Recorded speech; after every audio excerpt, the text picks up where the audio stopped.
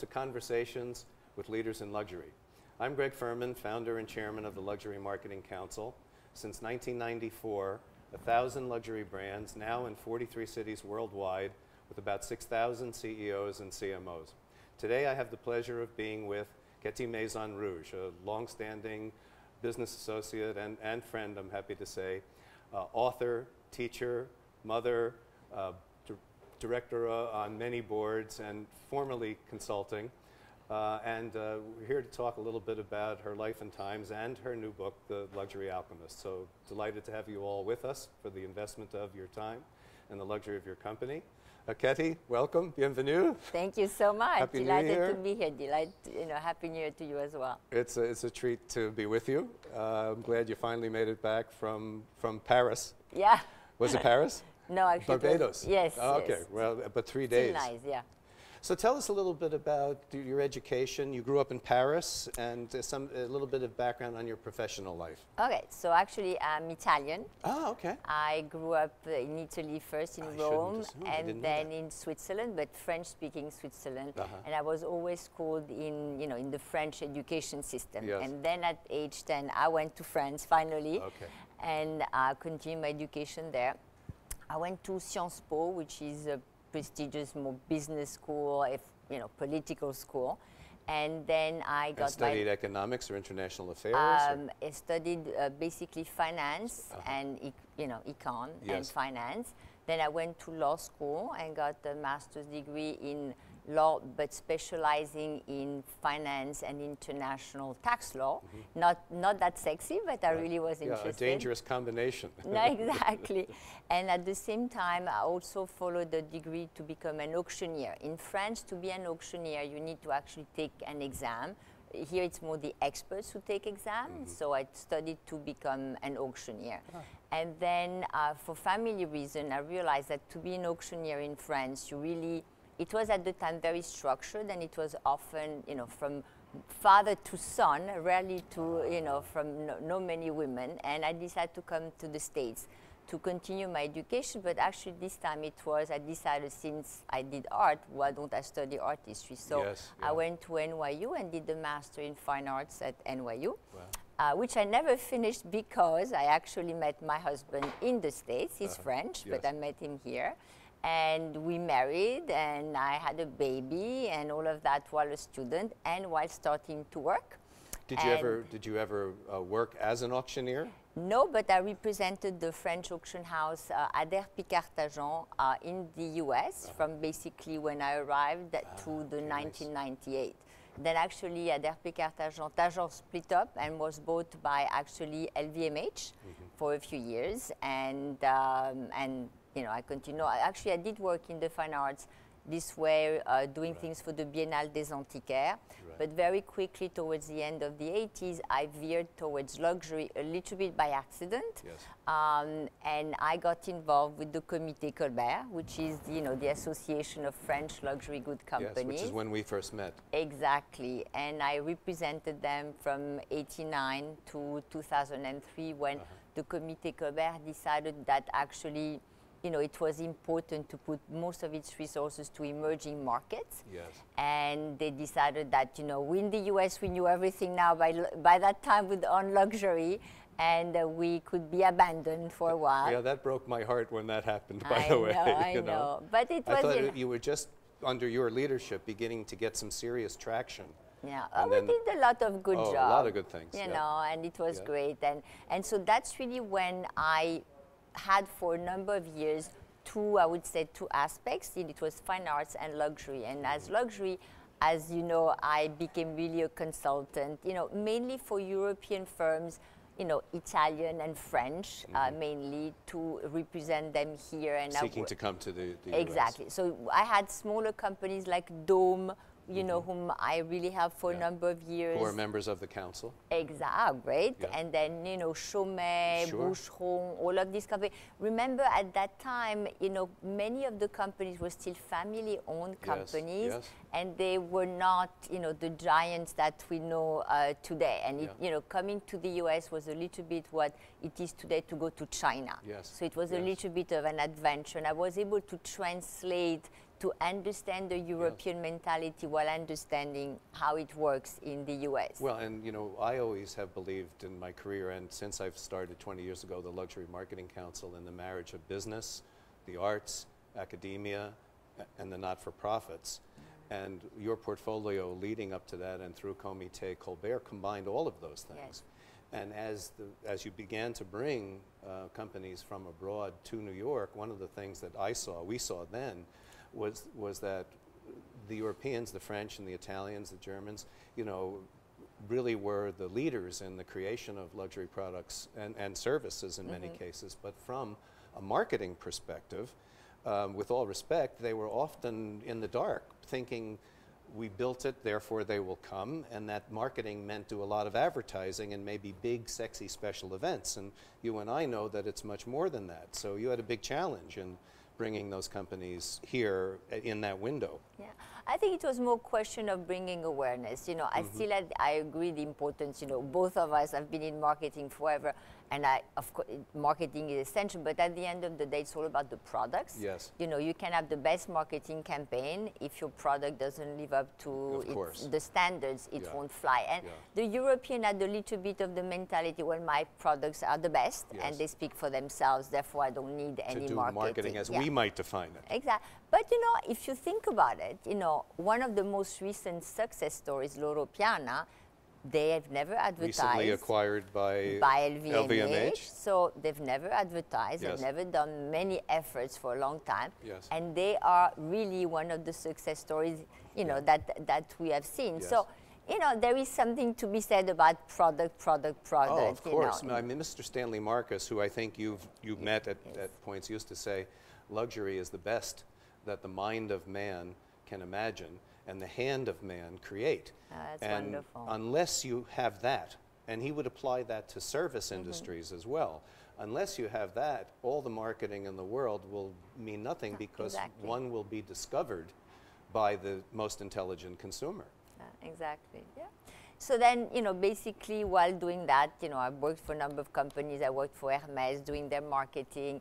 And then little by little, in the beginning of the 2000, kind of when Colbert decided that it was time for them to move on. Yes. I felt it was also time for me to pause. And it's a time that then the Vice Dean of Columbia Business School, Safwan Masri, came and asked me if I would be willing to reinvigorate a course that had been created by Jean-Louis Dumas Hermès and Harry Koppelman between Columbia Business School and Parsons School of Design on, you know, design and marketing of luxury products. So the course had some success in the 90s and then had stopped. Yes. So basically I took the challenge and decided to, you know, relaunch the class, relaunch the course, and become... And what year are we in now, 2000? It's 2004. Okay. And to relaunch the class and to reinvent myself. And at the same time, I felt, you know, I've done marketing forever, and as a consultant, as you know, very often you go in, you help, and then you don't know what happens. And that can be, after a while, a little bit frustrating. Yeah, I sympathize with teachers that only teach. Yes, no, absolutely. So no, I don't only teach. I know that. You That's know, why I say exactly. And the way I taught was really the formula that was very innovative at the time, which is getting real companies to give real projects on which they themselves are working at the same time. You were ahead of your time with that. Yeah, and at the same time... In the luxury arena. And at the same time, interdisciplinary. So because we still have today students from Parsons who are undergrad and MBA students, you know, graduate students. Yeah. So it's a lot to put together, which is why, you know, to find the right balance had been challenging, you know, for a while. So that's what I started. Well, and then, you know, it's critically important, because the marriage of business and academia, for a long time historically, not just in luxury, but maybe luxury came into this concept later, have not rooted the students in the opportunities going forward. So their experience academically was academic, and there was very little, certainly when I went to school, I did my degree in English and philosophy, but there was no transition from the academic world to the real world. And now, I think the most enlightened universities are understanding that that's a critical component of the curriculum. No, absolutely. So, you know, so the students really focus on that. And so this way I continue to be in touch with our friends and the many companies such as Chanel, Hermès, Loro Piana. To lecture as speakers. And to give projects. And, you know, the students are very lucky because for a semester they work often directly with the CEO. Bob Chavez is often, you know, directly involved with the day, so Barbara Serkva, and they work on real project with their team, and then they come and make their presentation to the rest of us. Well, and thanks to you, one, I met the Luxury Club at Columbia. Yes. And had a chance over the years to speak to them a multitude of times. I had a chance to speak to some of the students as well, and to attend the end of the year presentation of the different projects. When I was at Bergdorf Goodman, I had an opportunity to see that, and it was really spectacular. Yes, thank you. And it keeps going. So it's now basically, you know, almost going to be 10 years, starting the 10th year, which is really very exciting. And so, and that kind of made me reinvent myself. And I stopped being a consultant, as you know, and basically starting to get involved as a co-founder in some startups. And on an equity and... But also, you know, as a founder. As well. Exactly. So the one that primarily French companies coming, or not necessarily? So basically, a former student of mine, Alessandro Savelli, had this idea of, you know, creating a luxury cell phone for women only. And at the time, you know, it was when Vertu had just launched, and we all, you know, knew that, you know, for people like us, for whom, you know, Hermès or Chanel or, you know, Graf is luxury, it was a little bit like, well, it's technology, how is it, you know, luxury? But then I started discovering the figures of Vertu, and I knew, you know what, it's a good idea. You know, you have a lot of people everywhere, and there are many, many definitions of luxury. And so we embarked on this together. And it was, so that was in 2008, and we launched this summer in Paris. What's the company's name? Called Savelli. Savelli. For Alessandro. And we launched it in Paris, and it's now sold at Harrods and in China. And, you know, so those we finally are there. And what distinguishes the product within its category? It's, you know, in a way, we have a concierge service like Vertu has, of course, but, you know, it's really more geared towards women. It has, you know, it has some jewelry around it, but it's the shape. It's a very distinctive shape, you know, feminine shape, you know, rounded, and hopefully we'll, you know, we'll come to the state. Not right now. We're not, you know, the next steps are more some emerging markets, but coming to the States hopefully in 1 year. Great. So that was the first step. And since then, I've been involved in another number of startups, such as Chief Trunk or Byronesque. And in 2010, I joined the board of J. Mendel, you know, the luxury fashion house that started originally as a furrier. And what were the last two that you mentioned, Chief Trunk and? Chief Trunk. So Chief Trunk is a revival of a brand that was part of the Oshkosh family in the 1920s. And basically they had a big store next to Saks Fifth Avenue, on Fifth Avenue. And some of their trunks were really considered by, you know, the American elite as the Vuitton of its time. And then it went dormant, and a former Chanel executive, Konrad Ducek, you know, bought the rights, and it has been launched this summer. Was reborn. Exactly. And Byronesque was founded by Jill Dinton, who he was an editor at Vogue and an amazing woman with really a flair for fashion. And Byronesque is an online platform for vintage of the 80s and 90s. So again, Byronesque is a little bit, you know, a reselling and clothing, clothing, high-end designer. Exactly, but of the not, you know, when people think vintage, they think the 50s and the 60s. So it's really the 80s and 90s, much darker, like when there was the punk, you know, Met Ball. It's exactly what it is, you know, very dark and very beautiful. So that's also very interesting. It sounds like great fun to me. No, it is great, and a lot of work. You know, when you start a company, it's not just about fun. And then, so 2010, I've been on the board of J. Mendel, which as you know, it's at Bergdorf Goodman, Sure. has its own store. We just opened our new flagship store on Madison Avenue. And we are, you know, at Neiman, you know, in all the big doors in the US as well as internationally. And we're pushing to become a more global international brand. Yeah. And last year, I became a partner in L'Olivier Floral Atelier. You know, I'm sure you're familiar with L'Olivier's, you know, flowers. They did all the big events of Comité Colbert, and you know, they do the flowers of the Carlyle, of the Pierre, and the Marc.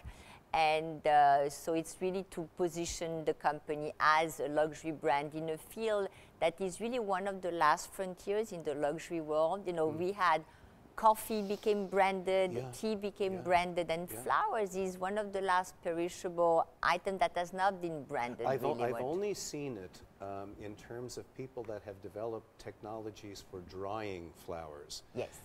Where they've attempted to brand it and sell it on the basis of cost. Yes.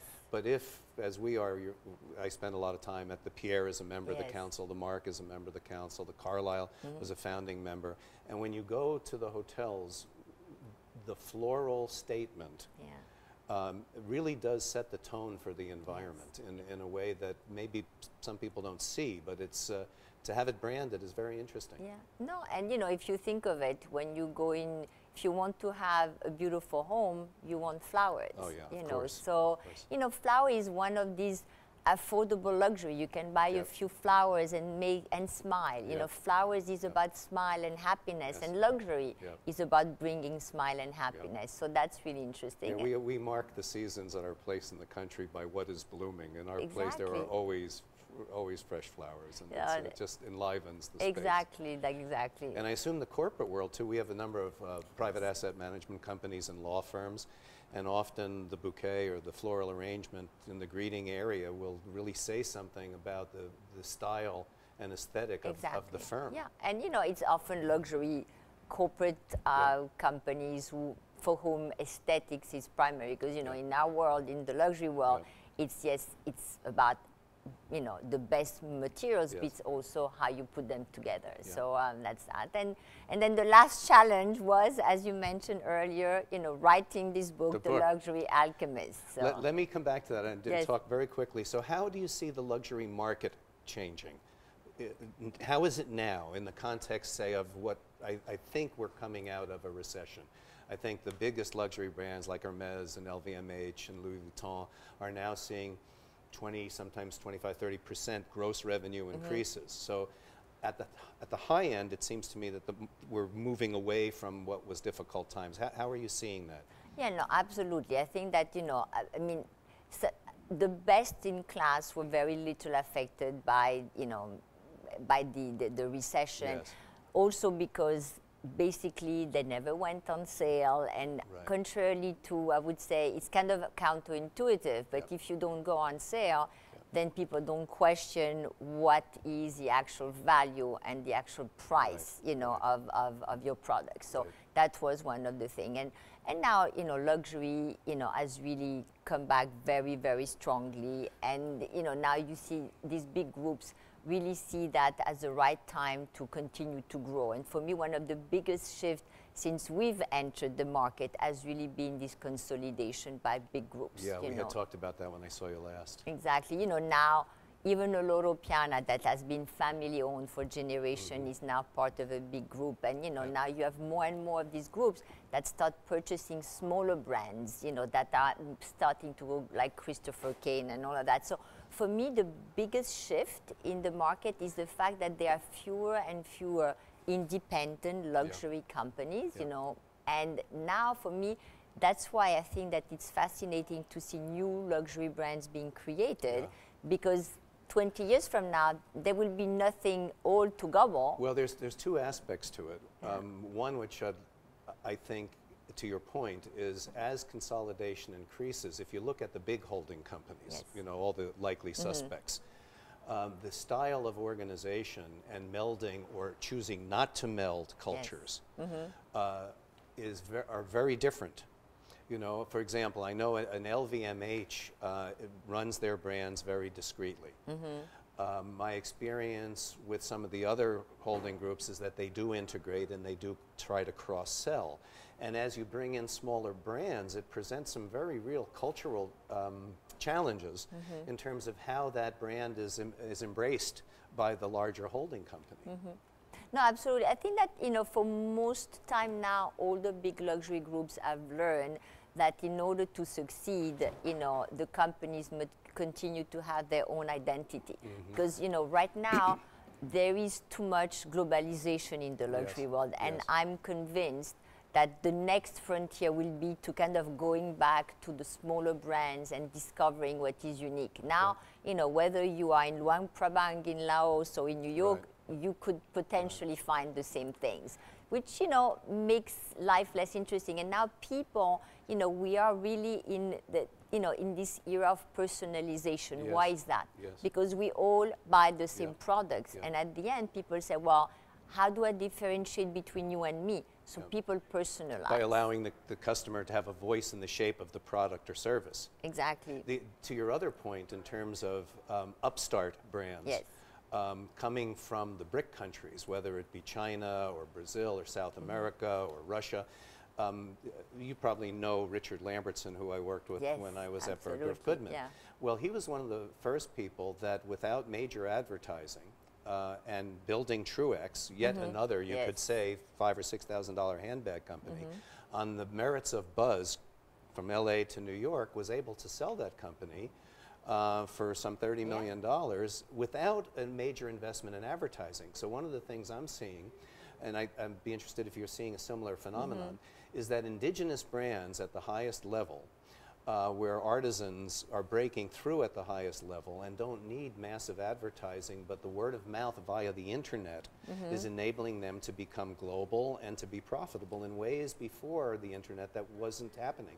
And I'm seeing more of that coming to America.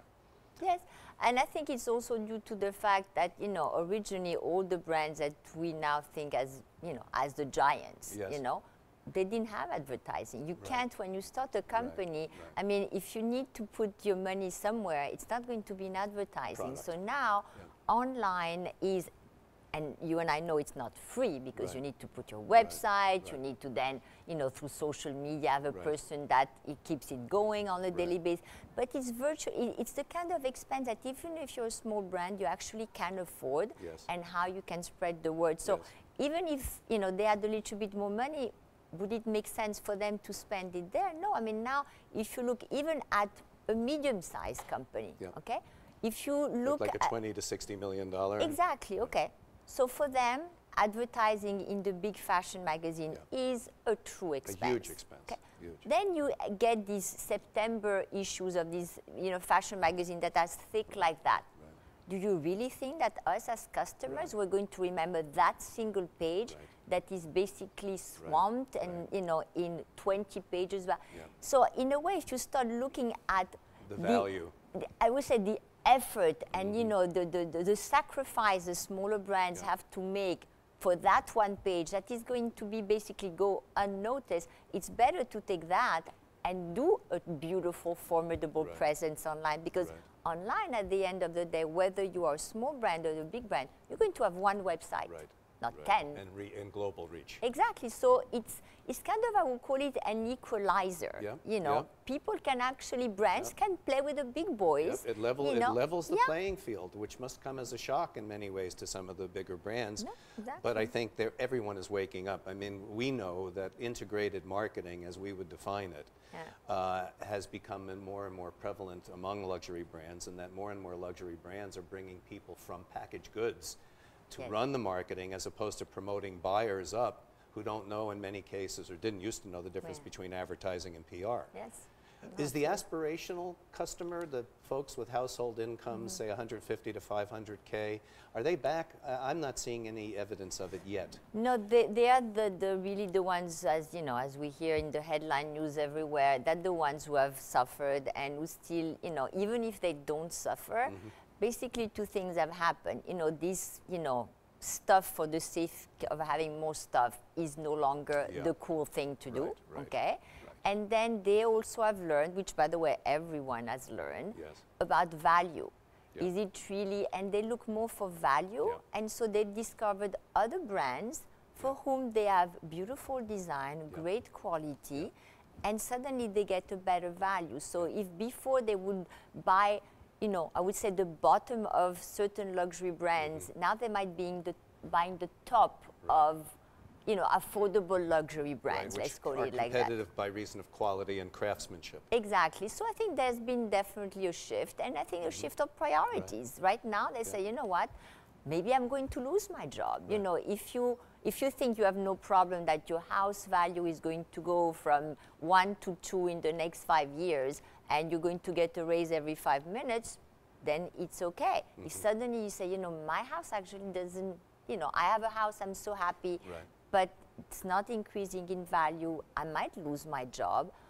Do I really need this? When if the answer is no, well, like, you know, suddenly everyone becomes a little bit more careful. You know, the Americans were buying a lot at credit, which, you know, Europe is suffering right now, but Europeans have been always saving more, you know, and not buying as much on credit. So, you know, Americans are going back to their historical roots of being more European and more like, okay, let's save for a rainy day kind of mentality. Well, you know, to your point about value, for 20 years when I talk to CEOs and I say, what is one of the issues that keeps you awake at night or challenges, they say educating in the sophisticated way the best customer about the price-value equation.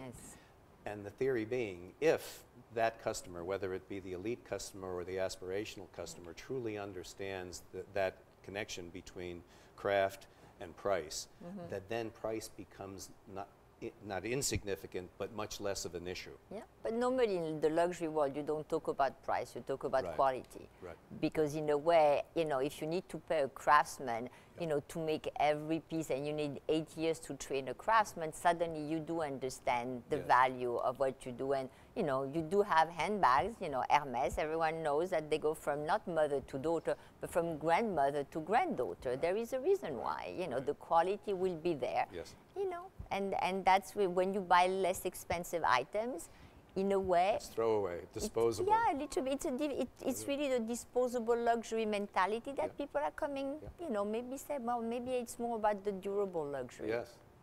Talk a little bit about the inspiration for your book and the process of writing it and The Luxury Alchemist and some of the themes that you're exploring in the book. We're having a great event at Alliance Française on January 21st, and I'm really looking forward to that. Congratulations on completing the book. Thank you. And no mean feat.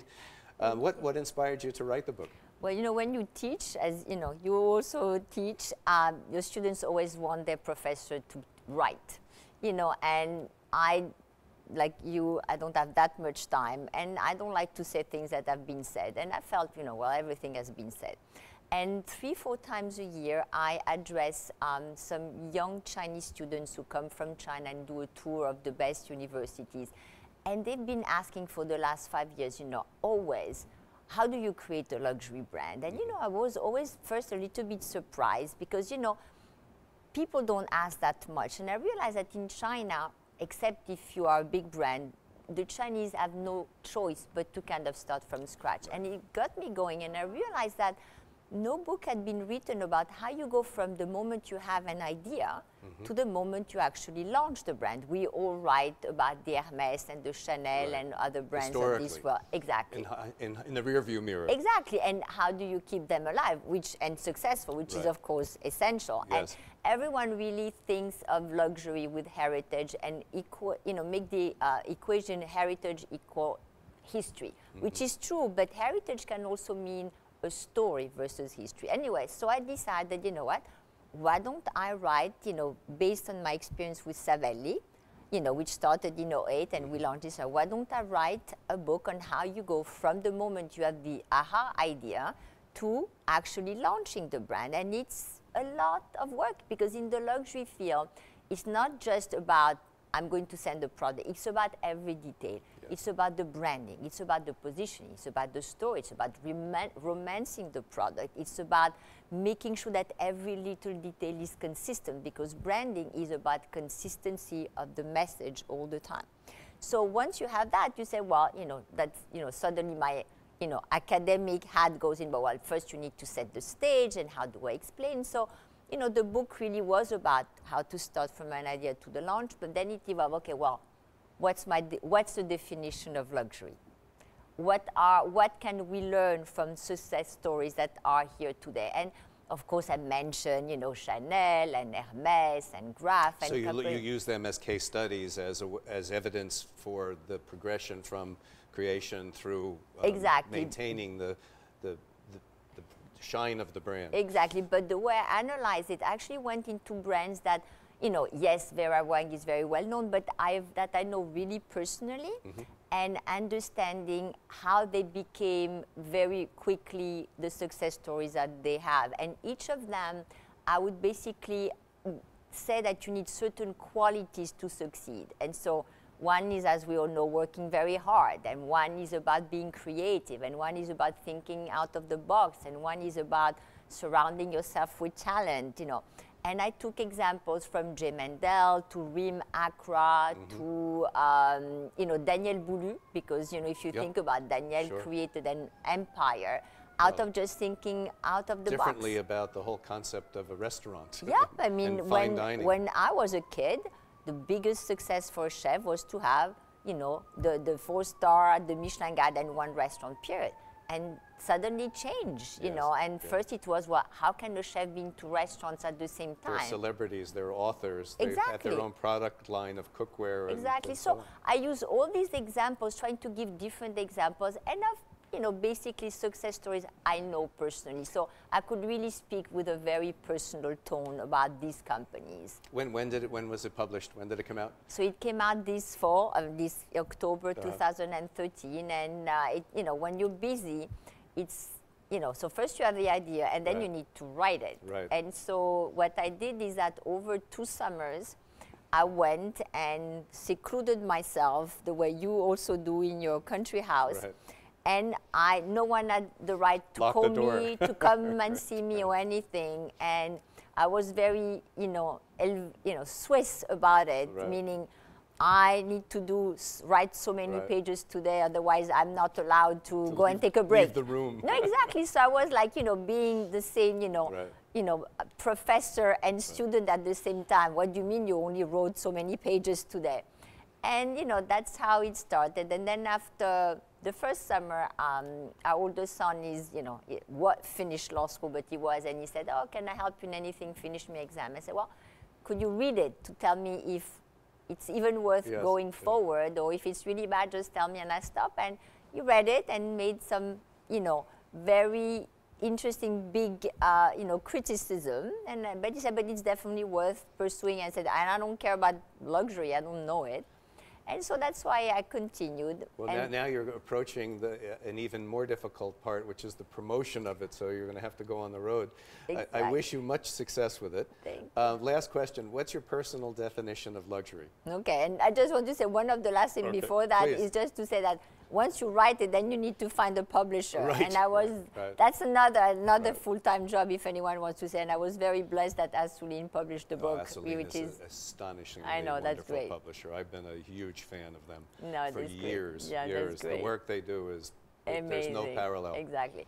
And so that brings me to, because it takes time to find a publisher. Yes. So my definition of luxury is time. And so what do I mean by that? I mean that basically one of the things, luxury is about something precious, something that you cherish. And time is something that I feel we New Yorkers never have enough of. And so for me, is finding the time to spend with my sons, with my husband, with my friends, and time to do other things besides working. Even though I love working, I'm not complaining. Me too. But that's my very big luxury. You two have a place in the country, or looking for a new place, I think. Exactly. We're going to be in Millbrook now. We're looking forward to it, discovering a new upstate New York area. Wonderful. Well, listen, my time with you today was a pleasure. Thank you. And our connection, I'm very grateful for, and I wish you tremendous success with the book and a great 2014. Thank you very much. And thank you for joining us. And thank you very much for having me. It's really a pleasure. I'm looking forward to the 21st at Alliance Française. Me too. Thank you, Ketty. Thank you so much, Greg. And thank you all for joining us today with Ketty Maisonrouge, talking about her life and times and her book, The Luxury Alchemist.